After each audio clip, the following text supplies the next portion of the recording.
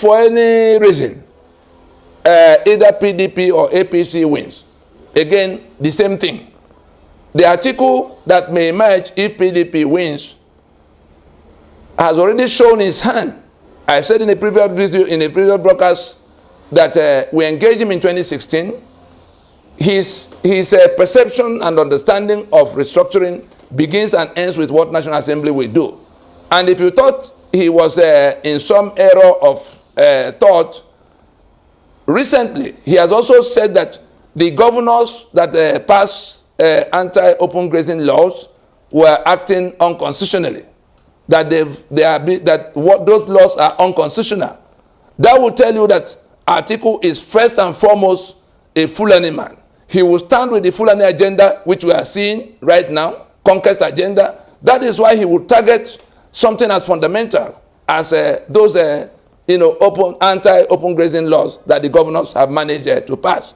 And so, if anybody is hoping that that Atiku will win and come and do the restructuring he's been advertising since 2018, we can guarantee you that that will not happen.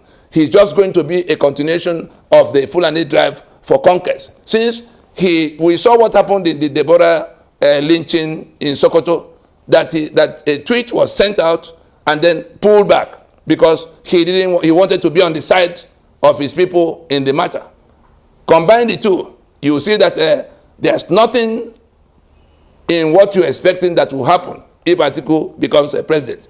The one of Tinubu is just a pity that maybe because he has not been called to account for going to bring this calamity that has happened to all of us almost single-handedly. The Buhari that had gone into retirement, he went and revived him, knowing fully well that he's an irredentist. That is, he's an unapologetic Fulani irredentist. We have seen it. And it's now costing blood. Instead of looking for how to redeem, how to apologize, how to remediate, the same Tinubu stands on that on the podium of that wrongdoing to now seek to be the one to be rewarded. He says it's his turn. I know that the people who are suffering from that calamity, in time they are going to wake up, and by themselves they will decide whether the kind of reward that whoever brought this calamity deserves from them. I don't think we need to say more than that. Just to tell us that if for any reason the presidency is won in 2023 by the fellow who is now the candidate for that election, we're just going to fall deeper into the mess we're in. The same thing with P2B in all of what the economic statistics that's been thrown around. The problem with Nigeria right now is first that the union is disputed, is that Fulani is invading, standing on a constitution that tied the hands of the rest of us to the back, and our immediate challenge is how to halt that onslaught that could mean extermination, since they are not hiding their intention of making the whole of Nigeria, the homeland of the Fulani they've invited from everywhere, throwing our borders open, compromising our sovereignty. We see how they are executing that onslaught already. And so if we go and vote and Peter Obi becomes president, he's not going to be able to address the main issue of whether we submitted our sovereignty into this union of debt. He's not going to be able to deal with the question of 36 states because governors will have emerged. He's not going to be able to deal with the question of 68 items on the exclusive list that make it impossible for us to own our assets, to organize our lives, to generate our electricity, to organize our security, to organize our elections. Those 68 items will remain.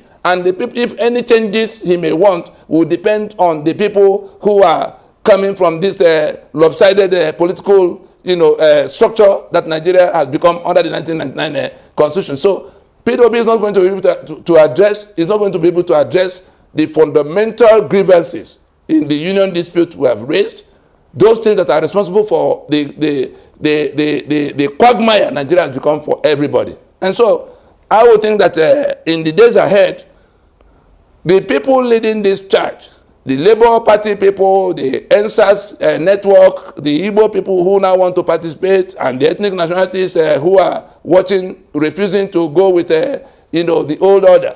I believe that in the days ahead, there will be need to sit down and understand what we want to solve, the nature of the change we want. We also want change. That's why we want that constitution out of the way. If anybody else wants change, let us discuss so that we don't go in search of the wrong kind of change. Because that is what will happen if we proceed in hoping that election is the answer to our woes. Election will not solve this problem. If we go to election, whatever be the outcome, that constitution will survive and the caliphate will have carried the day. I think we can stop there.